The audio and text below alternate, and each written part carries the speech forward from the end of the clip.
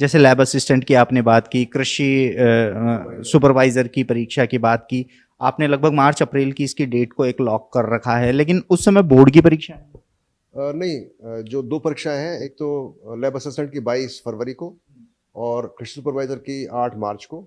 अब चूंकि उसी समय पर वार्षिक परीक्षाएं हैं माध्यमिक शिक्षा बोर्ड की, तो ये दो परीक्षाओं की तिथि हम चेंज करेंगे और ये दोनों परीक्षाएं हम मार्च के अंत में या अप्रैल के किसी दिन पर ले जाएंगे, या हो सके तो मई में ले जाएंगे। तो ये थोड़ा सा भी टाइम चल रहा है, क्योंकि हम उसको हम चेक कर रहे हैं कि कौन सी डेट फ्री है। और उसके बाद एक वुमन सुपरवाइजर की परीक्षा वो भी आने वाली है, उसके लिए भी कर रहे हैं। और दो परीक्षा है, एक शायद वनपाल की है जो कि सीटी बेस्ड है, और एक परीक्षा है एलडीसी वाली, वो भी सीटी बेस्ड है। इस पर अभी तक जो नोटिफिकेशन है वो तैयार होने हैं और उसकी जो फॉर्मेलिटीज वो जांच करने। तो ये कुछ एक 4-5 परीक्षाएं हैं। और जहाँ तक सीटी का सवाल है, उसका अभी तक कुछ निर्णय होना है कि वो उसका जो फॉर्मेट है, उसका जो स्वरूप क्या होगा, होगी कि नहीं होगी, थोड़ा उसमें अभी विचार विमर्श चल रहा है। उसमें कुछ जो प्रेजेंट में सीटी की उसमें कुछ कमियां थी, जिससे हम पटवारी परीक्षा कराई, दो बारी में करानी पड़ी।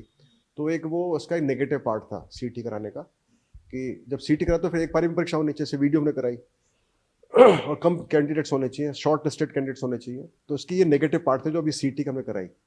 तो अभी इसमें विचार विमर्श चल रहा है और सरकार का प्रयास है कि ऐसा कुछ का सोल्यूशन निकाला जाए जो कि सर्वमान्य हो, अच्छा हो, राज्य के हित में हो, और कैंडिडेट्स को सिलेक्शन करने में उनको आसानी हो, और कम से कम परीक्षाएं करानी पड़े। तो उसमें भी विचार विमर्श चल रहा है। तो जैसे ही वो उसका कुछ निर्णय हो जाएगा हम बता देंगे आपको। तो ये मान के चलें कि एलडीसी भर्ती पुरानी सीईटी के आधार पर ही होगी, नई सीईटी की संभावना कम। हाँ, नहीं नहीं, वो तो जो एलडीसी तो पुरानी सीटी के आधार पर ही होगी।